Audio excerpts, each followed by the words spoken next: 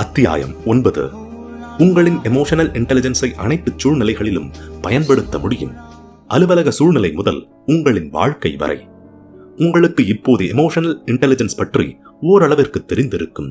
ஆனால் அதனை எவ்வாறு அன்றாட வாழ்வில் பயன்படுத்துவது என்ற கேள்வி உங்களுக்குள் இருக்கும். சில அறிவுரைகள் மூலம் நீங்கள் அன்றாட வாழ்வில் பயன்படுத்த உதவியாக இருக்கும். அதில் முதல் அறிவுரை என்னவென்றால், ஆண் மற்றும் பெண்கள் அவர்களின் உணர்வுகளை பல்வேறு விதமாக கையாள்வார்கள் என்பதை நீங்கள் எடுத்துக்கொண்டால் உறவுகளில் தேவையற்ற குழப்பங்கள் ஏற்படாது. பெண்கள் பெரும்பாலும் அவர்களின் உணர்வுகளை நெருக்கமான உரையாடல்கள் மூலம் தொடர்புபடுத்துவார்கள். ஆனால் ஆண்கள் அவர்களை பாதிக்கப்பட்டவர்களாக காட்டும் உணர்வுகளை குறைத்துக் கொள்ள கற்றுக்கொண்டிருப்பார்கள். உதாரணமாக, ஒரு பெண் அவரின் பிரச்சனையை பற்றி தெரிவிக்கிறார் என்றால் அதற்கு ஆணின் உடனடி வெளிப்பாடானது அவருக்கு அறிவுரை வழங்குவதாக இருக்கும். ஆனால் இது தவறாக இருக்கலாம். பெரும்பாலான நேரத்தில் ஒரு பெண் பிரச்சனையை தெரிவிக்கும் போது அவர் அது குறித்து ஆறுதலை தேடுகிறார்.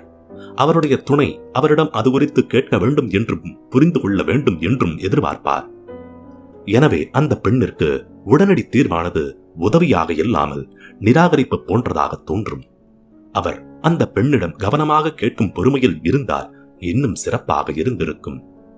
நீங்கள் இந்த அறிவுரையையும் பின்பற்றலாம். ஏதாவது ஒரு பிரச்சனையால் நீங்கள் அதிக அதிர்ச்சியுடன் இருக்கும் போது உங்களை அமைதிப்படுத்திக் கொள்ள அதிலிருந்து ஒரு விடுப்பு எடுங்கள். அதிகமான உணர்ச்சி நிலையில் இருக்கும் போது அது உங்களுடைய யோசிக்கும் திறனை பாதித்துவிடும். எனவே நீங்கள் வருந்தக்கூடிய செயலில் ஈடுபட்டு விடுவீர்கள். அவ்வாறான உணர்வுகளிலிருந்து நீங்கள் வெளிவருவதனால் உங்களுக்கு உதவியாக இருக்கும். சில மேரேஜ் கவுன்சிலர்கள் தம்பதியினர்களிடம் அவர்களின் சண்டையின் போது பல்ஸை கண்காணிக்கும்படி கூறுவார்கள்.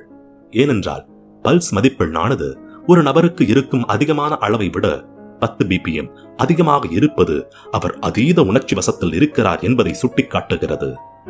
எனவே அவரால் அந்த சமயத்தில் அறிவு சார்ந்து யோசிக்க முடியாது. மேலும் அவருக்கு தேவையானது ஓய்வு ஆகும். இறுதியான அறிவுரை என்னவென்றால், நீங்கள் ஒருவரிடம் கருத்து தெரிவித்தால் தெளிவாக அது குறித்து கூறி அதற்கான தீர்வையும் வழங்குங்கள். அந்த நிகழ்வில் இருக்கும் உதாரணத்தை எடுத்து அதில் துல்லியமாக எவ்வாறு நடந்திருக்க வேண்டும் என்றும் என்ன நடந்திருக்கிறது என்பதனையும் நீங்கள் தெளிவுபடுத்துவதன் மூலம் கேட்பவர்களுக்கு குழப்பம் இல்லாமல் இருக்கும்.